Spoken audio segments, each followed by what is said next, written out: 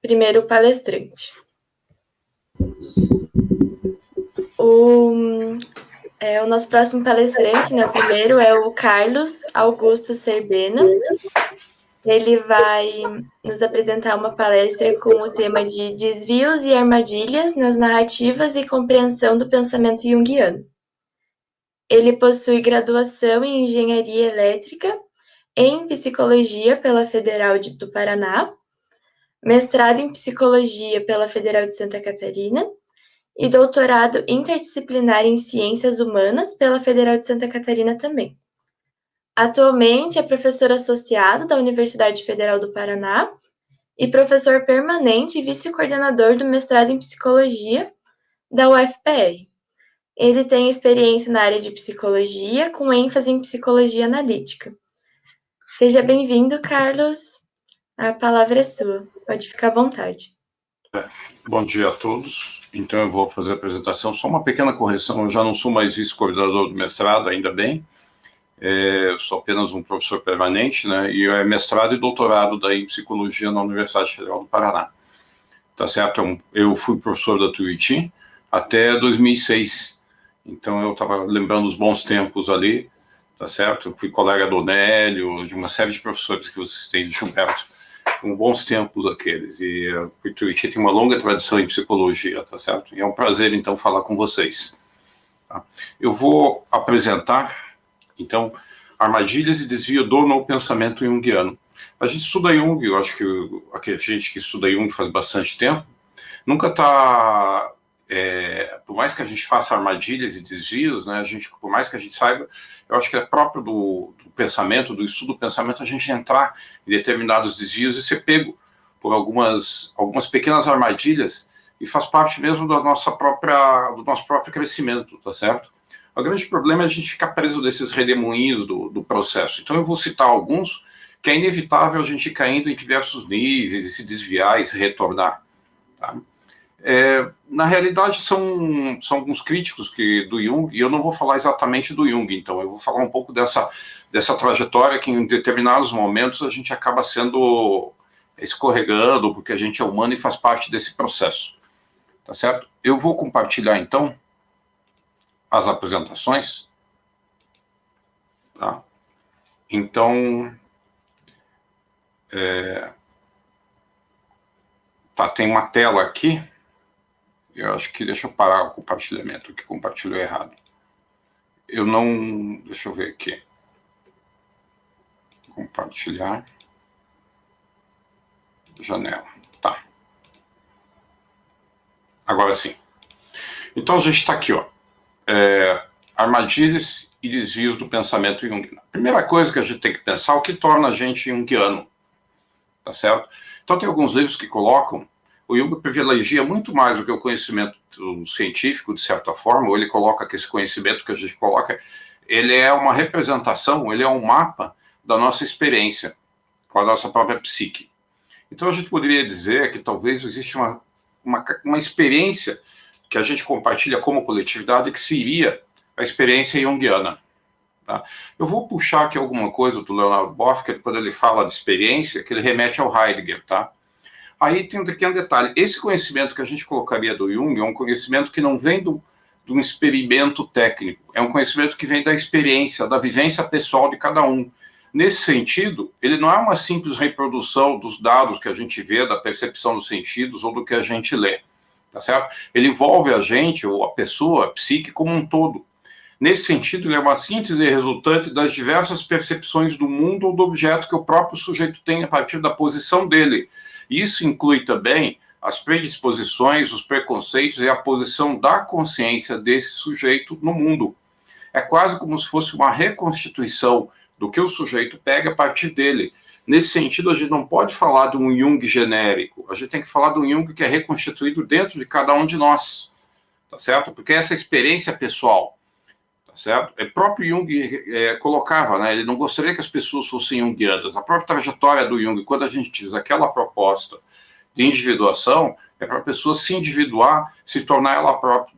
Isso faz parte também de uma apreciação particular que o sujeito vai fazer do Jung, a partir, obviamente, da posição dele no mundo. Tá? E é interessante pensar, então, essa palavra experiência. Experiência, tá certo? Então, o que acontece? A experiência seria ciência ou conhecimento que o ser humano adquire quando sai de si mesmo, ligado ao sair de si, e compreende o objeto por todos os lados, por peri. Então, a gente está vendo que a experiência junguiana é sair de si, sair da sua posição egóica e tentar compreender a psique, ou sua posição subjetiva, ao redor de si próprio, nas suas diversas posições. Se a gente ligar isso à noção de complexo, é quase como se a gente tentasse sair da nossa posição egóica, onde a gente se coloca, e circular por essas diferentes posições dentro da psique, que seriam talvez nossos diferentes complexos, e se a gente ampliar em relação ao mundo, exatamente também de outras pessoas, ou dos outros que a gente coloca. Então, esse ex, que está sendo colocado aqui, ó, tá? Ele vai indicar o quê, gente? Esse movimento da consciência de encontro com o mundo, tá?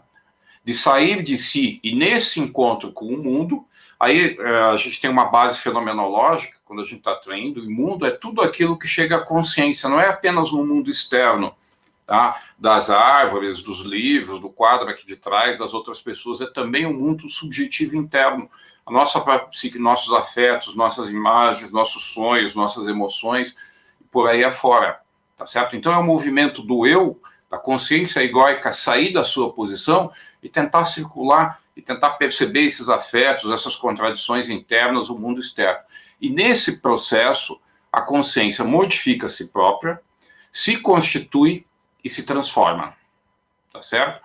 Ali o Boff coloca uma coisa muito clara, tá? Fechar-se a experiência, ou fechar-se a essa abertura, a esse circular, é negar-se ao questionamento de si próprio. Quando Jung está falando nesse processo de individuação, ele está falando exatamente de um questionamento contínuo sobre si próprio, que vai permitir exatamente essa abertura, esse despojamento do ego e se transformar.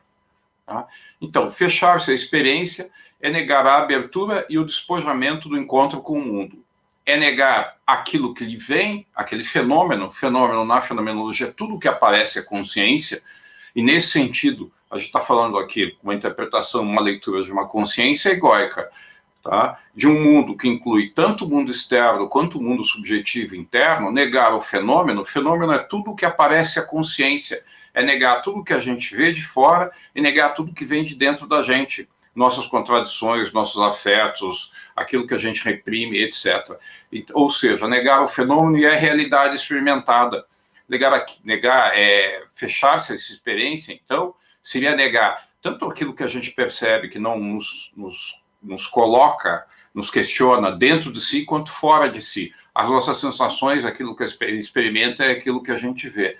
Fechar-se a experiência, então, é simplesmente permanecer no conhecido e fazer uma opção pela certeza, pela segurança e pela estabilidade, que são características que a gente procura de certa forma. Tá? Aí tem um pequeno problema, gente. Esse saber pela experiência, a gente está falando, então, uma leitura, uma ampliação do que seria essa experiência junguiana, tá? Implica em abertura e despojamento. Quando Jung se torna, ou pelo menos começa de uma forma muito clara, a sua trajetória para se constituir de forma autônoma, criativa, essa originalidade do pensamento dele, a gente marca muitas vezes o livro vermelho, o rompimento dele com Freud. É a abertura dele em relação à própria experiência do mundo interno dele. É o despojamento dele em relação às suas certezas, à sua condição, tanto na psicanálise quanto no que reconheciam, tá certo? E aí ele mais ou menos, então a gente pode dizer então que começa essa experiência junguiana como se fosse um reflexo, um modelo, uma ideia do nosso despojamento em direção a gente se constituir como nós mesmos, tá certo? Isso é fundamental, então, a gente fazer essa abertura e esse despojamento. Daí vai dar a possibilidade de modificar a sua posição, a posição do ego, diante de si próprio, nossa autoimagem, nosso mundo interno e do mundo, em relação aos outros, nossa persona, nosso papel e como a gente se constitui. Isso, gente, envolve um processo, como o Boff fala, doloroso e criativo, onde a gente pode pensar, por que um processo doloroso? Porque é um questionamento de nós mesmos, das nossas posições, das nossas certezas, de quem nós somos ou de quem nós imaginamos ser, tá certo? e vai fazer esse processamento interno. E por que criativo? Porque para Jung, gente, a psique é natureza. E a psique é essencialmente inconsciente, ela é essencialmente natureza. A concepção de natureza do Jung não é uma concepção cartesiana, digamos assim, de uma ciência... eu não vou nem falar ciência moderna, porque as pessoas têm uma espécie de estereótipo da ciência moderna. A ciência contemporânea ela é muito mais complexa do que a gente imagina. Vamos dizer assim, ela não é mais um mecanicismo da natureza, é uma natureza que não é morta, tá certo? Que não é mecânica. Nesse sentido, gente, para Jung, o inconsciente como natureza é sempre uma característica de generatividade. Generatividade é o quê? Está sempre gerando e se transformando a si própria, tá certo? E nesse sentido, gente, ela é sempre de mudança. Então, quando Jung coloca de uma forma muito clara, eu acho que muitas vezes a gente não salienta essa característica muito clara, para Jung, a psique, o inconsciente, ele é generativo, ele é criativo, ele é dinâmico. Tá? E isso implica, a todo momento, gente, do ponto de vista do ego, ou do ponto de vista do conhecimento, a incerteza sobre o que vai ocorrer. Porque se ele é criativo, se é mudança, ele é também incerto. Tá certo? E, nesse sentido, é permanente transformação.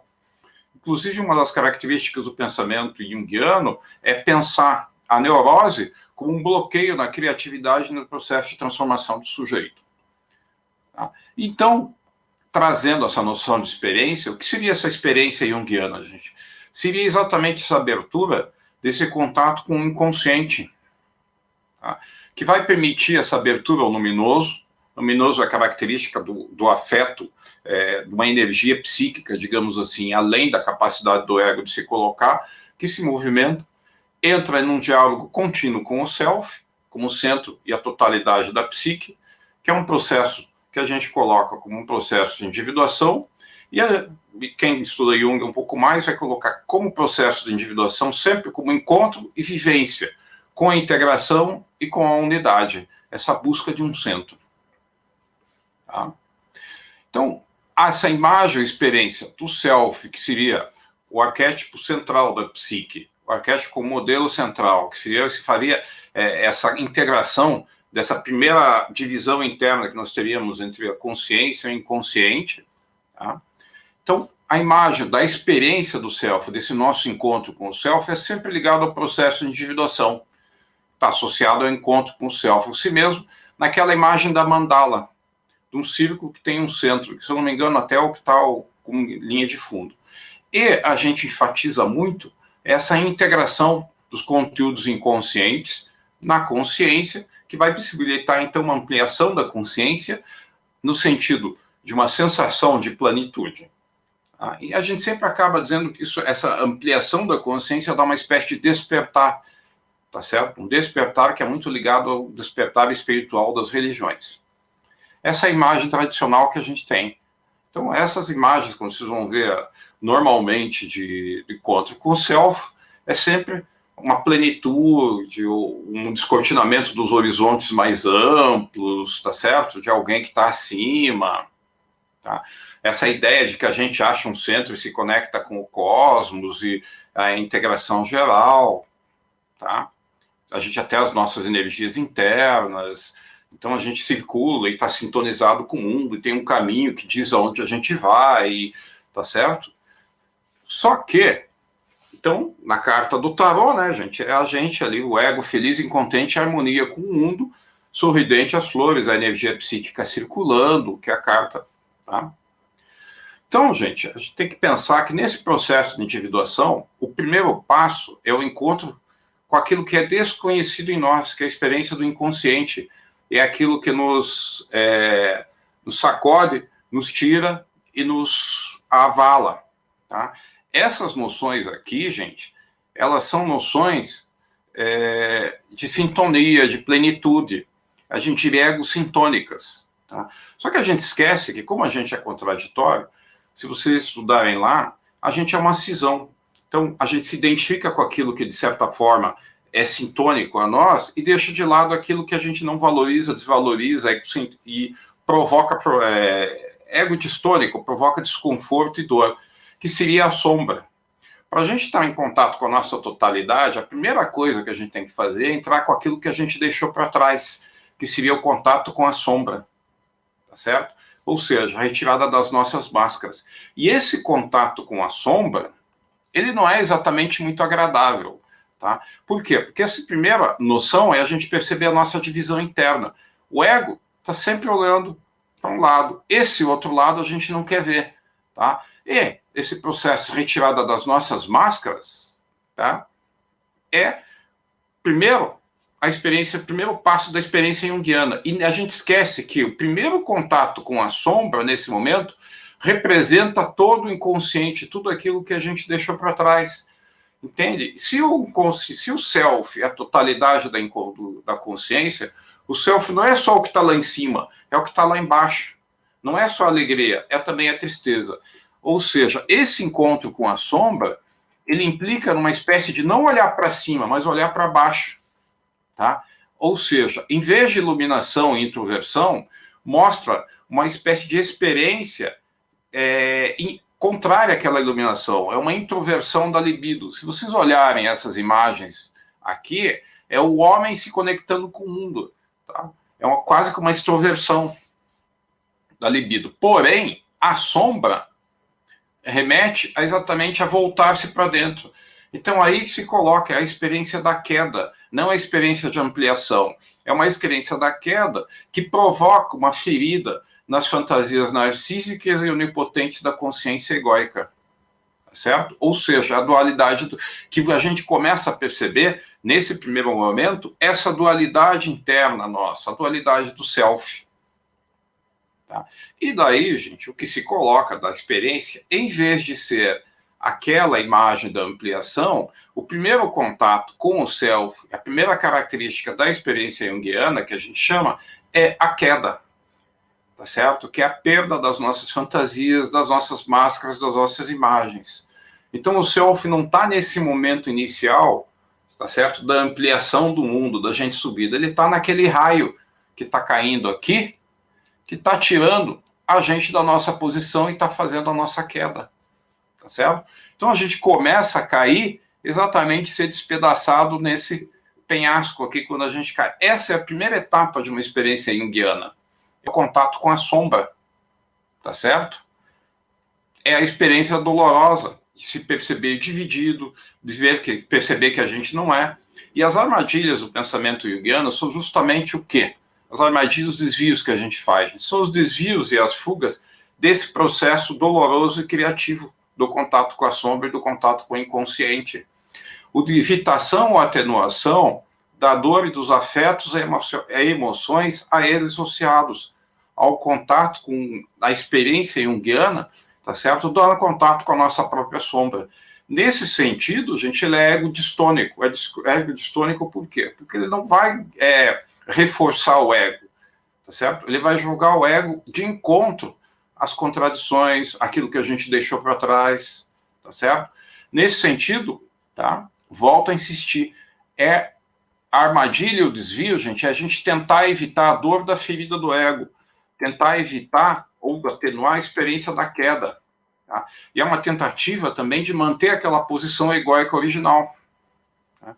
Então eu fiz aqui uma breve tipologia dessas armadilhas que a gente tem e que de alguma forma a gente vê alguns autores que se colocam nisso daí.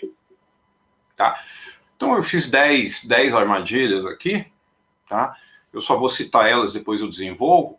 A primeira é uma fuga para o alto, tá? Que está implicado na recusa da experiência da queda, que vai ligar a inflação, a mitificação do Jung, a uma imitação do Jung, a uma compreensão essencialista, a uma fantasia sobre o Jung, a uma compreensão instrumental da obra junguiana, há uma tentativa de positivação do Jung e a literalização da escrita. Então, vamos pegar cada uma por uma agora para tentar colocar. É quase como se fosse uma sequência. De certa forma, traduz, de certa forma, um pouco da própria experiência pessoal que eu tenho com o Jung e também um pouco do que a gente vê acompanhando aí. Tá? Então, lembrando vocês, em vez de ser essa experiência total, essa abertura, esse movimento, essa inclinação, gente, é a experiência da queda. Porém, quando a gente toma contato com Jung, A primeira coisa que a gente tem é exatamente essa, se descortir num novo horizonte. O próprio Jung comenta que no início, quando a gente começa a conhecer a si próprio, é como se a gente ampliasse a nossa consciência, tá certo? Tudo bem, uma ampliação enganosa, né? Mas tudo bem. Que é exatamente isso, gente. Na fuga desse contato com a dor, muitas vezes o que a gente faz? A gente se liga à ideia de crescimento individual, como se a gente tivesse ou se colocasse por conhecer Jung e estudar muito, gente, a gente começasse a se desenvolver e evoluir tanto espiritualmente, quanto emocionalmente, quanto em termos de personalidade, e começar a se colocar num plano superior de evolução. Por isso que eu chamo, é a nossa fuga para o alto, tá certo? Em vez da gente aceitar a queda, a gente tenta voar. Os sonhos de Ícaro, né? E ele corre muito cultivadamente, gente, essa espiritualização, mitologização. A gente começa a ver arquétipo, a gente começa a ver em tudo, tá certo? É quase como se a gente esquecesse da nossa experiência humana. Tá? A gente vai ver isso claramente na crítica que o Winnicott faz a Jung. Óbvio, a gente vou dizer que o Winnicott não entendeu exatamente Jung, mas de certa forma ele consegue pegar a experiência de algumas de alguma possibilidade da experiência do contato com Jung, que é, em vez de mergulhar profundamente na dor, você utilizar essas categorias de self para espiritualizar e para subir da dor. Tá? E é muito comum isso, gente, essa espiritualização do Jung no que a gente chama nova era. Tem um livro do David Tacey, que você tem lá nas referências depois em inglês, que faz exatamente Jung e a nova era. Tá? Eles pegam só o lado, é como se a gente olhasse para um lado do self, para o lado da subida, e esquece do lado da descida, tá certo? Do encontro com o cotidiano. Então esse é o primeiro momento, tá? da espécie de fuga da dor, tá? E é onde o Jung atrai mais as pessoas pela essa noção de crescimento, de evolução. Tá? Isso, né, gente, se a gente obra só para fuga para o alto, para o self, o que acontece, gente? É exatamente a recusa da experiência da queda. A gente vai ter uma cisão. Tá? Enquanto a nossa mente está voltada para o voo, né? Uma parte nossa, vamos pegar aqui a contradição, está aqui, ó, a gente está voando, está colocando. A outra parte do inconsciente está aqui, ó, a gente se pendurando para desesperadamente não cair. E a posição, então, como é que fica do ego nessa história, né? Se a gente faz cada vez mais a fuga. Está ali, a gente fica se equilibrando numa corda sobre um precipício para evitar. E óbvio, né, gente? Quanto mais a gente espiritualiza, mais a gente fica pendurado na corda ali para cair, mais a gente tenta se equilibrar nesse mundo. Tá? Então, essa recusa, gente, é uma recusa, então, ou uma fuga da dor, da angústia, tá certo? Da aceitação das nossas limitações e da nossa condição existencial que se coloca, da nossa humanidade comum. Tá? Então, a gente quer quase que ter contato com a experiência luminosa a todo instante. Experiência luminosa, a gente tem como fundo, como guia, como sentido, como significado, mas não é a todo instante a experiência luminosa que a gente vai ter. A gente não vive no numen, tá certo? A gente vive no cotidiano. Tá? A gente vive num mundo que se coloca. Daí é como o Hillman coloca, né? A gente foge das lágrimas, ou seja, da dor nesse vale e da nossa tarefa, de certa forma, de fazer alma. É quase como se a gente evitasse aquela experiência que está sendo colocada aqui na imagem, da gente poder ver quem nós realmente somos. Tá? Ou seja, essa recusa, essa fuga da experiência da queda, da dor, do encontro com a gente mesmo, muitas vezes leva ao quê, gente? A uma inflação egóica. Então é assim, as nossas fantasias onipotentes, infantis e narcísicas tomam conta da gente com um embrulho muito bonitinho, de self, de junguiano. Tá? Mas no fundo, se você for ver, até para explicar em termos psicodinâmicos, não vou entrar nessa coisa, como se fosse um rei pequeno, tá certo? Tá lá o reizinho, tá? Dominando aquela coisa. É a experiência da fuga, para mascarar exatamente a nossa condição existencial real, exatamente pendurado frente à dor e como é que eu posso dizer, né, gente? Se equilibrando na medida do possível. Tá? Isso é óbvio, né? A gente acaba se colocando uma espécie de persona. Tá? Então, é uma posição de inflação de um ego que se liga ou se infla, de certa forma, com aquele conhecimento no self. Isso implica o quê, gente? Um contato parcial com o self. tá? Ele consegue se colocar, ou de colocar, eu coloquei aqui iluminado, luz como a ideia da consciência, quase se coloca, né, gente? Eu sou iluminado porque eu entrei em contato com isso. De certa forma, o ego vai perceber que ele ascendeu e evoluiu espiritualmente. A grosso modo, levando à radicalidade, gente, é quase como se tivesse acesso a uma realidade transcendente superior à dos outros mortais comuns, porque ele tem essa inflação egóica acima. Ele vai colocar assim, a grosso modo, né, gente, um xamã, um iniciado, tá certo? Então ele é acima, ele tem alguma coisa. Óbvio, né, gente? É uma persona, é uma inflação egóica que vai estar protegendo ele, persona como defesa, daquela experiência da queda. Entenderam? Vai ter uma cisão, tá? E é um contato parcial com o self, ele não está ligado a isso, gente. Então desconfiem, tá? A experiência do Jung é uma experiência de humanização, não uma experiência de espiritualização e de divinização do próprio sujeito. Tá? Consequentemente, gente, tá? Ele faz uma espécie de espiritualização da obra junguiana. O Jung não vai ser mais algum sujeito normal, vai ser quase como se fosse uma figura transcendente, uma deificação. Por isso que eu coloquei o Jung aqui como o senhor dos mundos subterrâneos, aquela, sabe, um místico, um transcendental, essa espiritualização. Então coloca a imagem do Jung como guia espiritual. Tá? Veja, ele próprio se identificar com a figura do Jung, mas a obra junguiana, ela é colocada como se fosse uma prática espiritual antes de uma prática de constituição da psique de humanização. Tá? A gente tem que lembrar, depois vai falar um pouquinho, tá? A transcendência, a religião, o sentido da vida, os valores são essenciais para Jung, tá? Mas é essencial também viver o dia a dia. A gente não é iluminado a toda hora. Muitas vezes, daí o que acontece do ponto de vista de quem estuda Jung? Jung não é percebido na experiência junguiana. O Jung é visto como forma de validar ou de confirmar a prática espiritual do próprio estudioso, do Jung, de quem está circulando, ou sua religião, ou suas crenças. Tá certo? Então, ele não ele tem a prática espiritual dele que se coloca ele. E Jung serve para confirmar isso. Não serve para questionar a posição dele. Tá? Há um esquecimento, claro, de que Jung era, antes de tudo, um cientista empírico e não um religioso ou místico. Por isso que eu coloco. Ele vai traduzir Jung como se fosse um místico. Jung poderia ser o místico? Poderia, mas é a questão pessoal do Jung. Ele vai dizer que cada um tem que fazer e identificar sua própria trajetória nesse mundo de contato com o espírito. Tá certo? Daí, gente, está muito claro do Sonu Sandachame quando ele estuda o Livro Vermelho. O Livro Vermelho mostra, de certa forma, essa trajetória do Jung em contato com o inconsciente, em contato da experiência do self. Isso é bem importante colocar.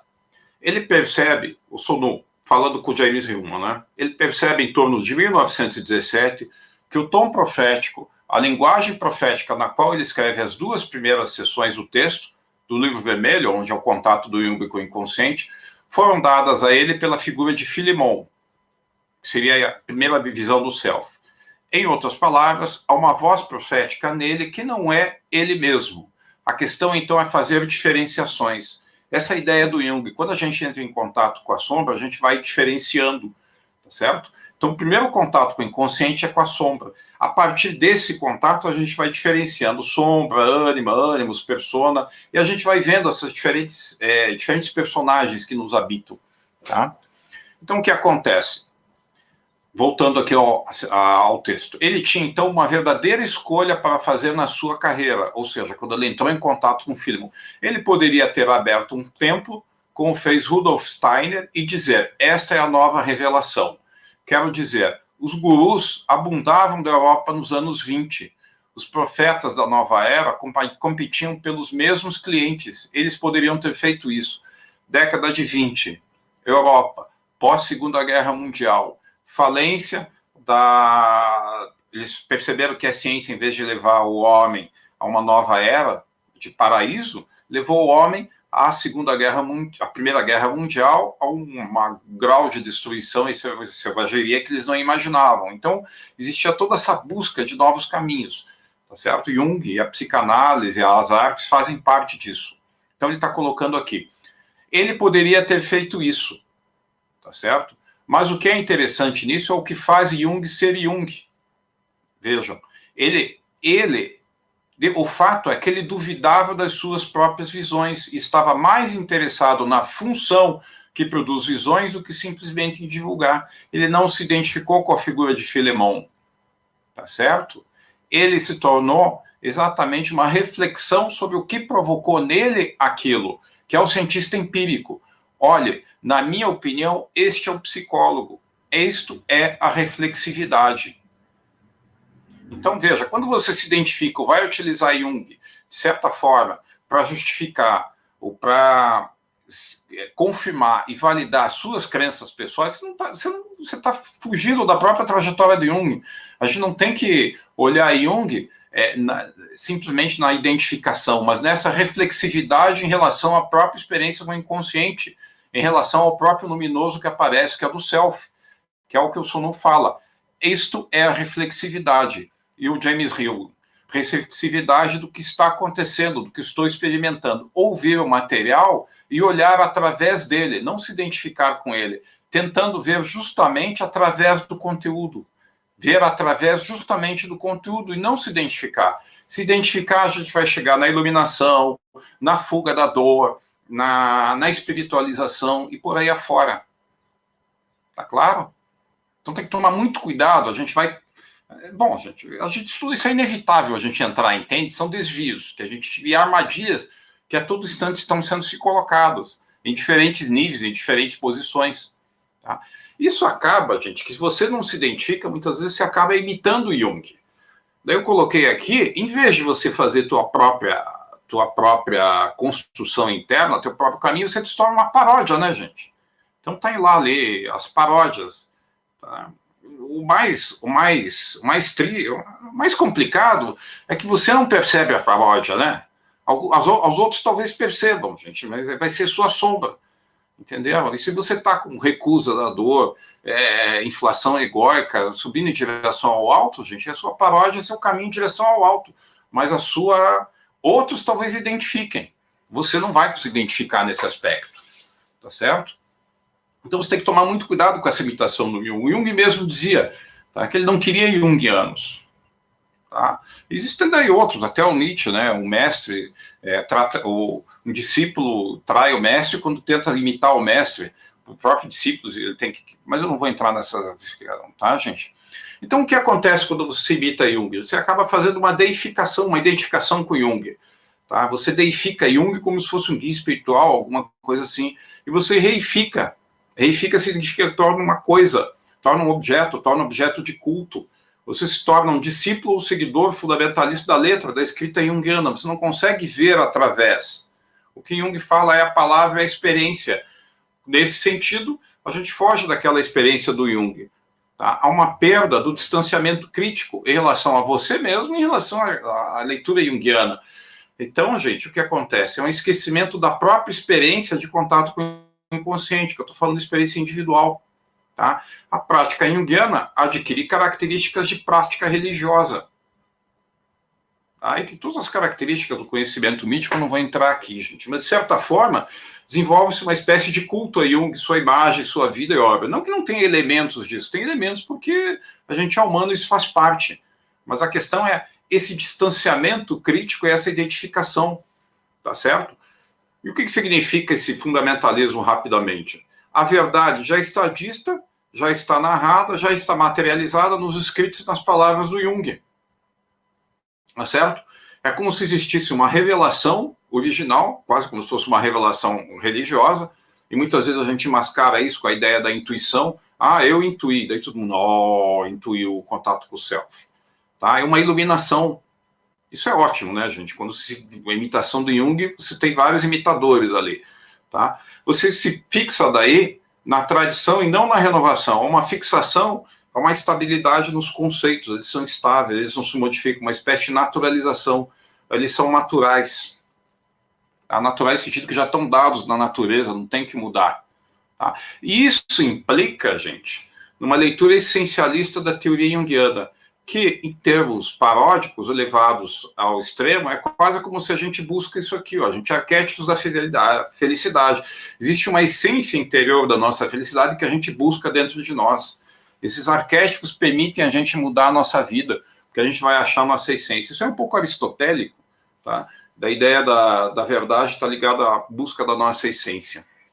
Mas eu não vou avançar nisso. E essa leitura essencialista, gente, implica na noção dos arquétipos como uma espécie de essência humana, que são estáveis e definidos, tá certo? E a verdade não é verdade. A verdade para Jung, gente, veja, é a verdade como experiência de contato com a verdade de si. É uma experiência, um sentido de verdade, não uma verdade dada fora, tá? Nesse sentido, tá, gente? Quando se faz uma leitura essencialista, que o arquétipo já está definido como uma essência definida, a verdade é encontrar esses arquétipos, é encontrar o que é autêntico em mim. Óbvio, meu guia espiritual, meu iluminado vai achar, e quando eu achar isso, eu vou me tornar iluminado também. E já está dado um destino de chegar nisso. E isso é possível, faz parte disso, gente, pelo quê? Pela romantização, pela criação de lendas e de mitos, a mitificação da figura do Jung. Então a gente romantiza a figura do Jung. Romantiza significa o quê, gente? Criar uma fantasia, uma narrativa mitificada com ele. É a identificação dele como um arquétipo. Isso é possível pela deshistorização, a retirada do Jung do seu contexto histórico, social e cultural, e colocar ele numa essência específica. É ótimo, gente, no mundo em permanente transformação e mudança, a gente achar uma verdade absoluta, estável. Só que, infelizmente, essa verdade absoluta estável vai contra a própria noção da natureza, que é generatividade, transformação, criação e destruição, tá certo? E de liberdade. Então, gente, a leitura essencialista do Jung implica exatamente da definição de uma essência, tá? Que permite, de alguma forma, a gente perceber o nosso destino, que ligaria ao self, né? A gente, a nossa verdade como se fosse externa, que é possível, nesse processo, a gente romantiza Jung e a gente deshistoriciza tanto a figura junguiana quanto a obra junguiana. Tá? A gente coloca ele num mundo transcendente à parte espiritualizado, que é aquele mundo que a gente vai atingir quando chega em direção ao self. Tá? Esqueçam isso, tá, gente? Isso é ótimo, lindo, maravilhoso, mas é você entrar nas brumas de Avalon, entendeu? Você pode ficar lá, mas é as brumas do inconsciente. Tá? Se quiserem, a sedução da ânima também. Isso, gente, implica o quê, gente? A gente começa a fantasiar e a gente começa a achatar a obra do Jung. O que significa isso, gente? A gente começa a criar fantasias, ilusões.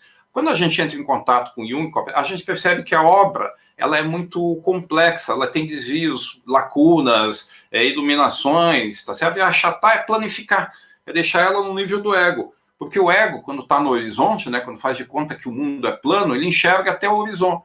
É a questão. A gente faz um terraplanismo junguiano aí, tá? O que é terraplanismo junguiano, né? A gente consegue ver até o infinito, né?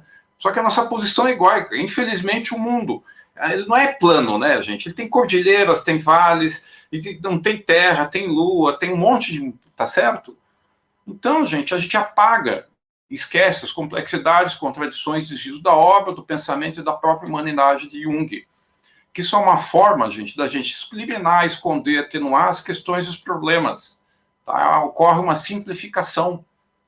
Isso é muito bom para popularizar. Tá? Por quê, gente? Lembre-se, o não saber, existe uma coisa assim que é interessante se perceberem. O Jung é o contato do ego pequenininho com algo muito maior do que ele, que é o inconsciente. O ego, que uma vez conquistou sua posição, está lindo e tranquilo na sua casa ali, né? Ele conhece tudo. Eu aqui no meu escritório conheço tudo, os livros, etc. Conheço os livros, já li. Só que o inconsciente é exatamente aquilo que é não conhecido. O que o inconsciente vem quando entra em contato com o ego?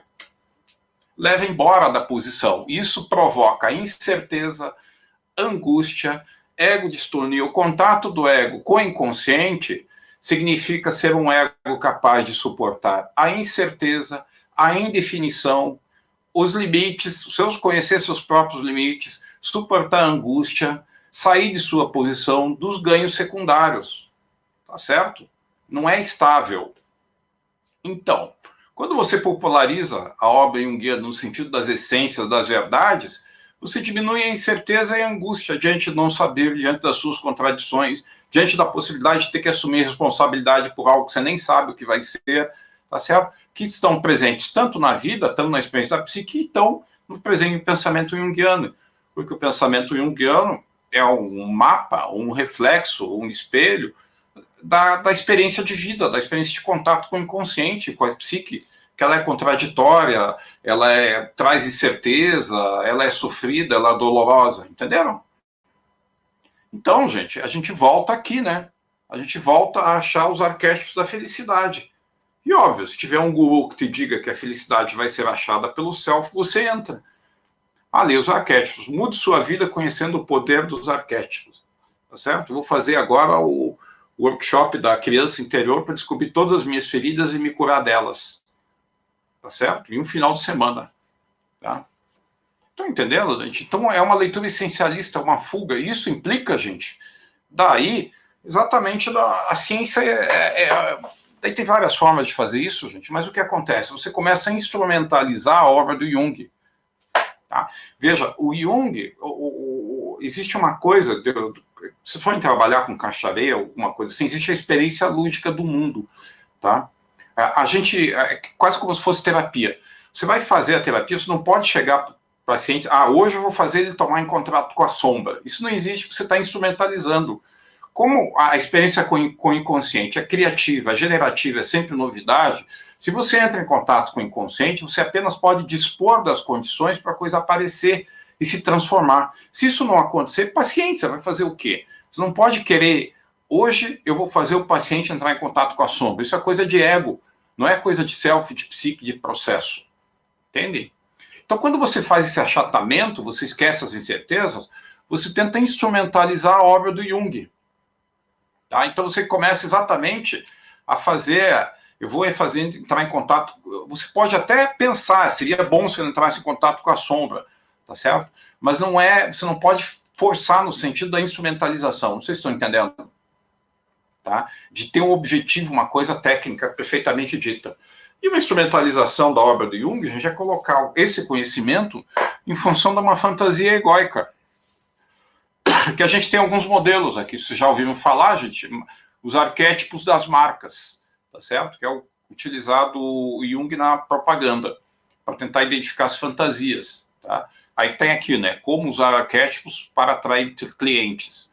Você pode usar também os arquétipos, gente, para tentar melhorar seu relacionamento, ou para melhorar as equipes. Pode ser isso? Pode, mas não é do Jung. Jung não desenvolveu a teoria dele para ele ficar rico, para ele ser famoso, para ele ser psiquiatra. Ele desenvolveu uma para ele, pelo próprio pulso dele de autorrealização, quanto por um psiquiatra, para compreender o mundo, certo? Então a gente tende a instrumentalizar.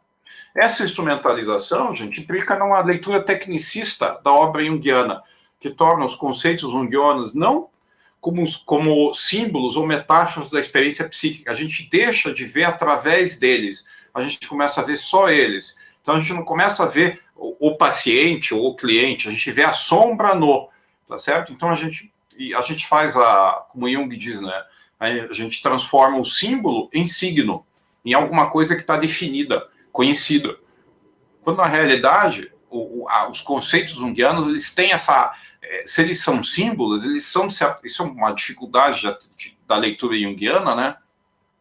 Porque se os conceitos atentam à experiência, a experiência é muito ampla, ela liga com o inconsciente e não consegue definir claramente.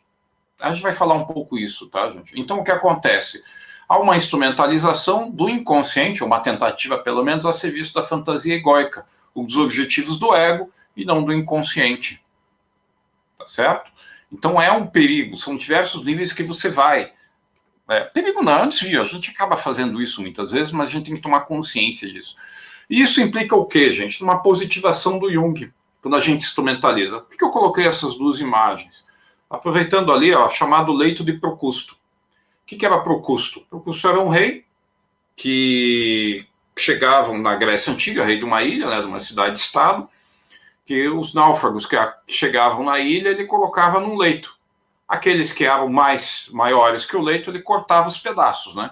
Cortava as pernas para poder caber dentro do leito. Que se é isso aqui, essa imagem aqui, ó, dele cortando. E se é menor, você estica para ficar do tamanho do leito. Entende?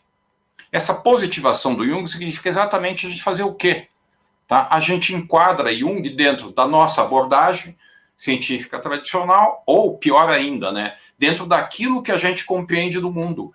Então o Jung, em vez de abrir nossa experiência para o mundo, vai fechar nossa experiência do ego. Entende?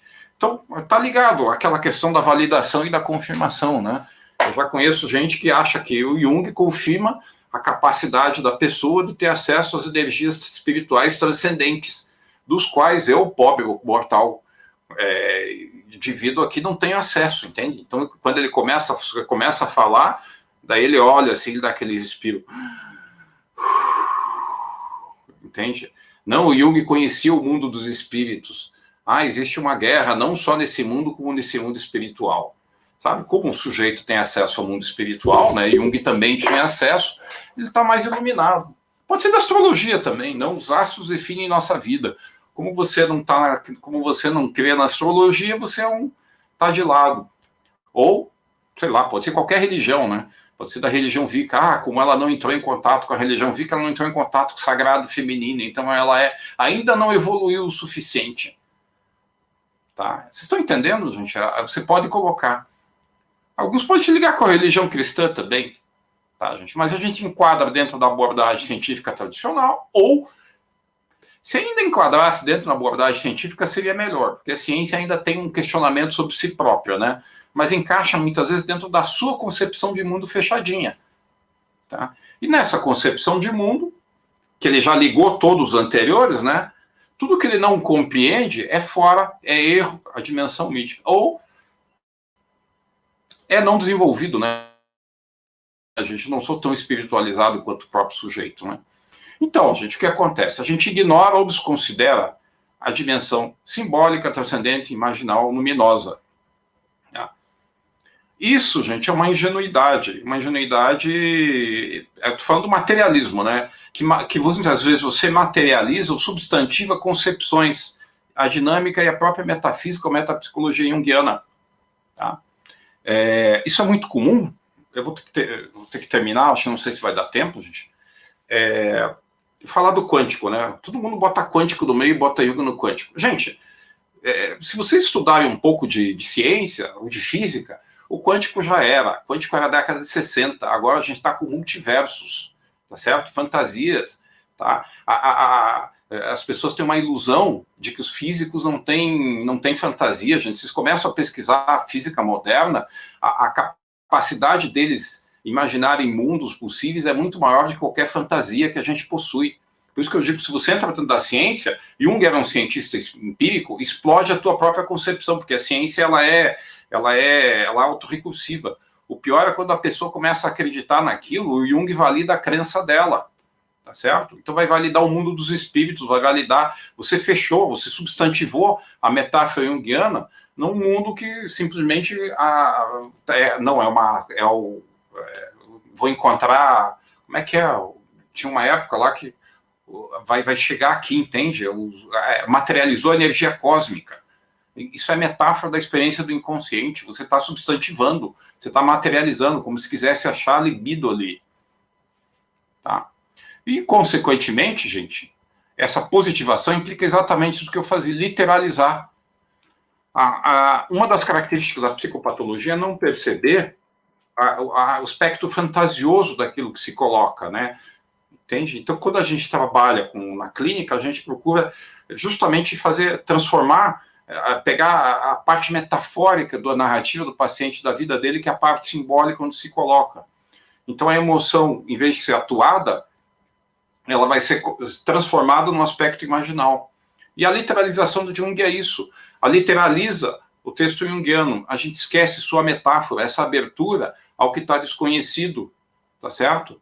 Ou seja, a gente tem que pensar que, para Jung, o pensamento e a mente discriminativa estavam situados dentro do inconsciente. E quando se faz a leitura do Jung, ele está tentando fazer, de certa forma, ligar essa experiência do inconsciente, e que esse inconsciente é criativo, é insondável e inesgotável. Isso é um aspecto essencial da psique, que o Jung queria incluir isso na escrita, tá certo? Tá? E quando a gente literaliza, veja, a gente tenta responder apenas ao aspecto mapeado da nosso, né? Que a gente tem que esquecer que existe psiques de outras pessoas que podem mapear os outros, ao nosso próprio ego. E quando o Jung escreve, ele tenta responder a toda a psique e não apenas aos seus territórios bem mapeados. Tá? Tá? E sobre a escrita junguiana, Susan Hall escreve, gente, tá? É sempre colocar a presença momentânea e fugaz de algo que sempre sofre mutações e atinge além da compreensão inadequada do ego. Então, a leitura junguiana, a gente nunca pode esquecer isso. Por isso que depois de, sei lá, 30 anos lendo Jung, você volta num texto e você vai perceber outras visões. Coisa que muitas vezes você lê 2 vezes, no início a gente diz, já entendi o texto. Entendeu? Porque tem essa experiência. Tá? Era isso que eu queria escrever, gente, algumas referências que se colocam ali, tá? Do livro vermelho, do Chandassene e o Hillman, quer dizer, livro vermelho do Jung, que o Hillman e o Chandassene escreveram, Culto a Jung, Noll, tá? O Noll ali confunde algumas coisas, mas ele tem um capítulo de um livro da Susan Hall, Jung como escritor, e o do David Tacey, ali, Jung e a Nova Era. Tá? Eu acho, então, gente, que era isso que eu queria falar. A gente tem aí alguns minutos para conversar. Muito obrigada, professor. Foi uma fala muito, muito rica, né? Trazer algumas críticas para a prática, né? Principalmente nesse sentido do misticismo e dos encontros com a ciência, e como Jung ele era um cientista, né? E não um ser espiritual, um ser religioso, enfim. Muito boa fala. Nós temos algumas perguntas aqui. Tá certo, então. Eu vou fazer para o senhor para a gente poder ir conversando. A primeira aqui é do Adriano Carlos. Ele disse que a extroversão da libido faz o ego mirar para o mundo. Como podemos identificar o encontro com a sombra e quais seus efeitos na psique do indivíduo? Aí a gente veja, o encontro com a sombra merece um curso inteiro. Tá? Merece um livro inteiro, lá tem vários livros, mas o que tem que pensar é o seguinte: o encontro com a sombra é a ideia de uma ferida no ego. Aí tem outro problema, né, gente? Aquilo que vem do inconsciente a gente encontra primeiro projetado no mundo, tá? E que a gente tende a recusar, porque a sombra é aquilo que a gente, de certa forma, desconsidera, não valoriza e despreza dentro da gente. A gente tenta se colocar, a gente tenta projetar isso no mundo, no outro, tá? Então, o primeiro encontro da sombra é um encontro muitas vezes que a gente refuta. Por quê? Porque ele é ego distônico, ele não vai reforçar a nossa posição, ele vai exatamente questionar. E quando a gente questiona, a gente para, a gente não é mais automático, tá certo? A gente, de certa forma, é uma espécie de introversão da libido, uma espécie de melancolia, uma espécie de, epa, estou fazendo isso, entenderam? Sim, perfeito. Tem mais uma pergunta aqui do Marlon. Professor Carlos, obrigado por sua fala. Essa coisa de consciência superior, transcendental, mistura com uma religião é o que mais me incomoda em alguns profissionais. Como dialogar com essas fugas? Eu desconfio que o diálogo é extremamente difícil, porque ele está fechado, porque fecha no mito, entendeu? Então, muitas vezes, você não tem acesso. Vai ter que assim, você tem aonde a sombra aparece, né? Então são umas contradições. Não tente converter uma pessoa que tem crença absoluta que a Terra é plana, entenderam? Não vai. Ele vai ter que esperar ele pegar a experiência de pegar o barquinho, o avião e dar volta no mundo. Entende? É mais ou menos isso. Infelizmente, você só não pode entrar na viagem da pessoa, né? Tá? E deixar, se eu colasse, dialogasse em cima das contradições, tá certo? E muitas vezes, só que tem que esperar que o raciocínio, o ego ali, as capacidades lógicas do ego não estão totalmente operantes. Uhum. Acho que dá tempo de mais uma pergunta.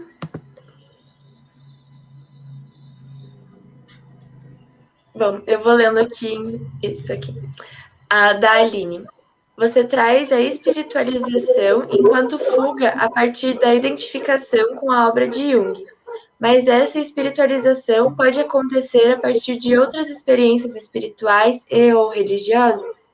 Sim, a gente pode espiritualizar até a partir da física, a partir da ciência, a partir da religião, a partir de uma série de momentos. É uma característica humana a gente pegar e fugir para o alto para fugir da dor, em cima de uma fantasia ou em cima de alguma criação de um mundo, né? A gente já pode, entende? A gente pode espiritualizar, a gente pode fugir da realidade, a gente pode espirituar, a gente pode até achar que o mundo está assim porque tem uns Illuminati aí, ou os ETs, entende? E os ETs vão salvar o mundo em determinado momento e eu vou construir na minha chacrinha lá sei lá, um espaço-porto lá, um OVNI-porto, entendeu? Veja, essa espiritualização é uma possibilidade humana. A gente vai fazer isso várias vezes. A gente pode espirituar em relação ao amor quando a gente acha que a salvação da nossa vida é quem a gente amar, ou sei lá, entendeu? É uma possibilidade. Então ela pode ocorrer sob diversas máscaras e faces, né? Certo, muito obrigada. Eu acho que não temos mais perguntas. Eu queria agradecer o senhor pela participação. Foi uma palestra muito... foi incrível, assim, ter trazido essa visão, ter compartilhado a sua experiência com a gente. Você gostaria de fazer algumas considerações finais? Tá certo, então a gente agradece então a possibilidade. Bom, se a gente está por aí, vocês podem ver lá que tem alguns eventos também. A Ivana me conhece, vocês podem pegar relatórios com ela. Espero então encontrar vocês em uma circunstância mais evento presencial e não online, né? Eu imagino que a troca presencial e nesse momento a gente está. Eu queria dar também meus cumprimentos ao Durval, que a gente conhece bastante tempo, tá certo, Durval? E falar, né, gente, é que nem a história, né? A gente pode. A espiritualização é simples, que nem a gente tem nesse momento, né? Uma fuga da dor de que a gente está num ambiente que é incerto, que é angustiante, que é doloroso, e tem pessoas que negam isso, entende? E vão negar por milhares de razões possíveis, tá certo? E é uma fuga também. Tá? Eu vou falar isso porque se a gente tivesse num estado normal, por exemplo, agora a gente vê a lacuna que seria, por exemplo, eu tenho um grande apreço pelo Durval, a gente encontrou várias vezes, a gente teve experiências de troca muito ricas, né? Muito ricas com as pessoas com quem estudam Jung, e isso a gente está fazendo via online, tá certo? Então, gente, um abraço a todos e espero encontrá-los aí, tá certo? Obrigado. Muito obrigada, tenha um bom dia. Bom, passando